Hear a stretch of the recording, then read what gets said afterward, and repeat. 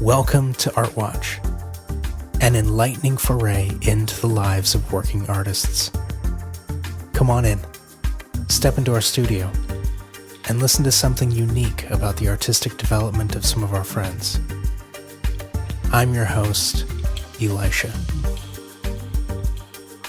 Our conversation today explores the evolving artistic expression and experimentation of an artist who isn't afraid to break boundaries. We delve into the significance of color and identity in her work, as well as the journey of personal growth that influences her creations. Please welcome Alexis Beucler.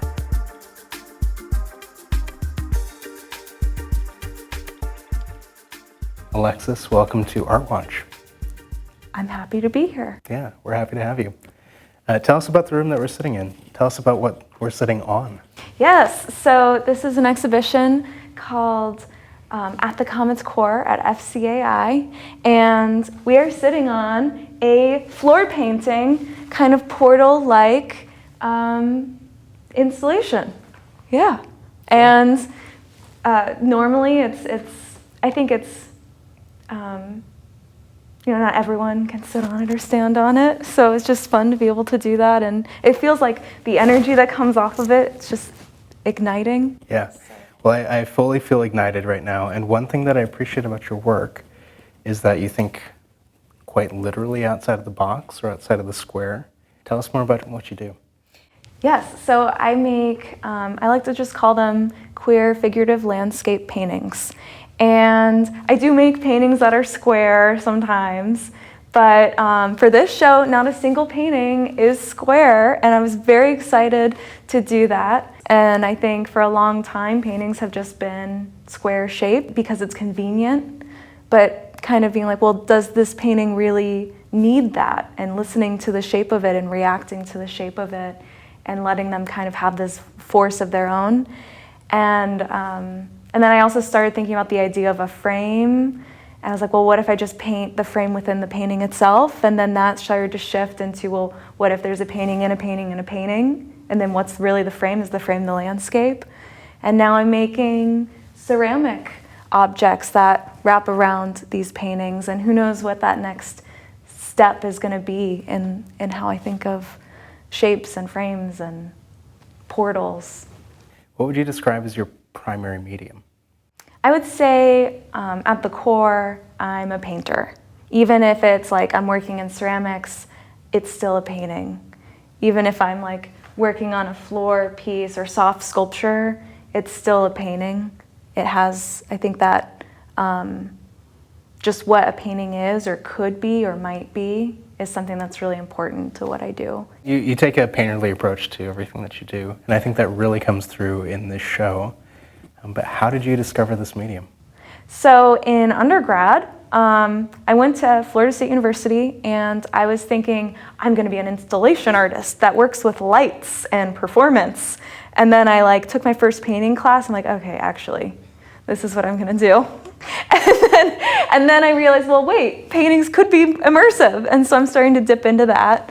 But I just fell in love with it. One of my mentors, Mark Messersmith, from Florida State University, just made these really raucous, brightly colored landscapes of animals and Florida plants. And he just encouraged me to be brave. He would say that every day, Alexis, just be brave. And the painting can turn into anything. And it's okay if I don't like it one day. I can paint another tree on top of something and just make these radical shifts, like sculpting. And I like that. Mm-hmm. How did you discover your palette? So I think a lot of people ask me that, but it was kind of bright when I was an undergrad at Florida State University, and then I went to graduate school at the University of Iowa. So I moved from Florida, which is really hot, sticky, humid, and I thought about the colors in that way. But then going to Iowa, obviously there's winter, and I discovered snow, and it's not bright and colorful. And I think people were like, oh, color, Alexis, and I'm like, okay, I just need to bump it up. And so then I started making these paintings more and more. I was like, no, this is important. And I wasn't exactly sure why. And then I realized that, well, I want a full spectrum palette. And I think that that idea of a full spectrum palette also starts to tie in with like a spectrum of sexual identity and just different identities that people can have. And so it starts to tie into that. And then, yeah, I also just love color. And I think it's just so fun. And I think like that fun, joy, and like playfulness of the color and the attitude around that, even if sometimes the subject matter might be a little harsher in some paintings than others, the color is just like, everything's gonna be okay. And it's great, and we're just kind of going through it. Sure. Yeah. How do you approach themes of identity or belonging in your work? Yeah, I think there's some moments, like I think for a while, there were quite a few paintings where it's just like a single figure or multiple figures, and they're reaching out and like for this connection with one another. And I started doing that a lot more, surprise, surprise, spring 2020. And it kind of just like, I think the COVID pandemic and the isolation of being alone, but then having to like deal with myself and thinking about, it just got me to think a lot more about myself and where I live and who I surround myself by and who I love.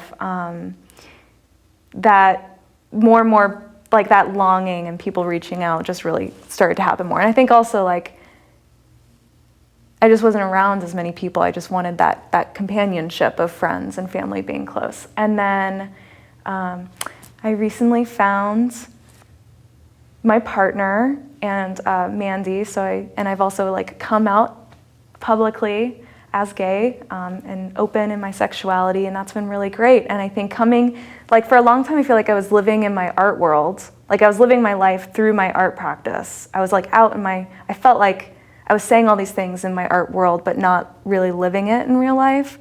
And now I am really living, kind of being my most open, happiest me that I've ever been. My real life has caught up with the world I'm painting, and now it's just at this really beautiful place. And I think my subject matter about love and belonging, I just think that's so much more prevalent now, being your most authentic self and like what that means.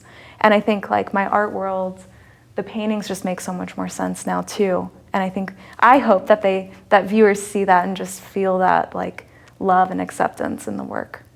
You know, some would call that manifestation. Mm-hmm. Is that your intent when you create these works? That's a really beautiful way to put it. Yeah, absolutely. Beautiful. Yeah. What would you say is your pinnacle, your highlight so far?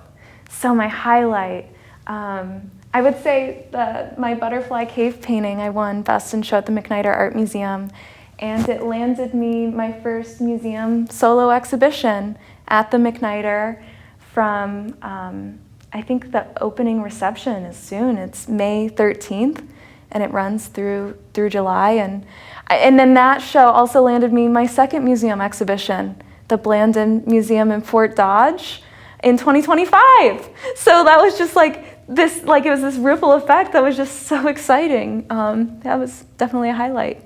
Wonderful. Yeah. So we talked about a couple of like domino effect things happening in your career. If you think long term though, mm-hmm. Where do you want to go? Where do you want to end up? Well, I am going to be moving to California. And I'm just so excited. Like I've loved my time here at Iowa, but I'm like, I miss the beach. And imagine like all these colors. I feel like, am I gonna turn up the dial even more, and what will that look like? And yeah, so I'm just looking forward to seeing where that takes me. And I mean, long-term goals too, I love being an arts educator. So I definitely like those mentors in my life, Mark and Carrie and Ron. I want to continue to be able to inspire students that were for generations to come. You know, I love that, and I'm excited to like be moving forward and seeing that through. What would you say are your biggest challenges when creating this body of work? Before COVID happened, my work was really celebratory, and the colors were really bright and full spectrum, every painting.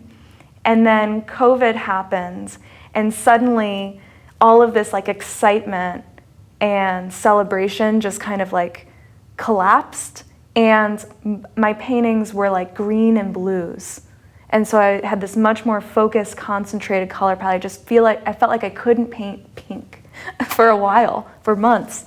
And so I have a couple green paintings that I've made since then, but it helped me like focus in on, well, this painting can be a very specific color palette, and then this, like, now I have a series of green paintings. Most of them are my COVID paintings, which is its own thing, and then I have a series of blue paintings and rose paintings, and I think COVID helped me think about color even more conceptually, just on an individual painting level, versus conceptually as a whole body of work and the meaning of that. Yeah. But I think there's also like isolation and all that other stuff, but color, I think it affected the most. Mm-hmm. And tell us about how love brought you through that, finding romance. Yeah, finding romance. I recently got engaged with me, and thank you. I'm very, very excited and happy, and I don't know, I'm so excited, and I just keep painting this love that I'm feeling, and that I hope everyone can find and feel someday. And like, I was thinking, like, I was on the fence between the show. What do I call it? Do I call it At the Comet's Core, or do I call it Lover's Orbit? But that like joy of being your most authentic self and what that looks like. For me, being able to share that with everyone, and also being able to share it with my partner. I really do feel like people get the sense of that when they're in the show. You're really surrounded by a trip through your heart and your mind. So for our listeners who want to see this exhibition or see more of your work, where can they find that? They can find it on my website, so alexisbeucler.com. I'm also on Instagram as @liquidlandscape. And obviously the FCAI Instagram page and website and Facebook. Yeah. And your upcoming artist reception, April 29th, 1 to 4 p.m. here at the Freeborn County Arts Initiative. Alexis, thanks for being on ARTWATCH. Thank you. Thank you for having me. Thank you more. Okay. And thank you for listening to ARTWATCH. If you enjoyed the show, please write a review, leave a tip at leaveatip.org, or if you can, support the production with a monthly donation. Information on this, links to Alexis's work, future episodes of this show, as well as the video version of the podcast, can be found at artwatch.us. ARTWATCH is made in partnership with the Freeborn County Arts Initiative. Located in the heart of Albert Lea, Minnesota's historic district, the FCAI is the go-to nonprofit for pioneering new shows and artistic concepts. This program is also made possible with generous support from the Minnesota State Arts Board, the Southeastern Minnesota Arts Council, and Freeborn-Maurer Cooperative Services. ARTWATCH is a production of Inkfish Design Studio. Executive producer, Elisha Marin. Thanks so much for tuning in. Until next time, take care.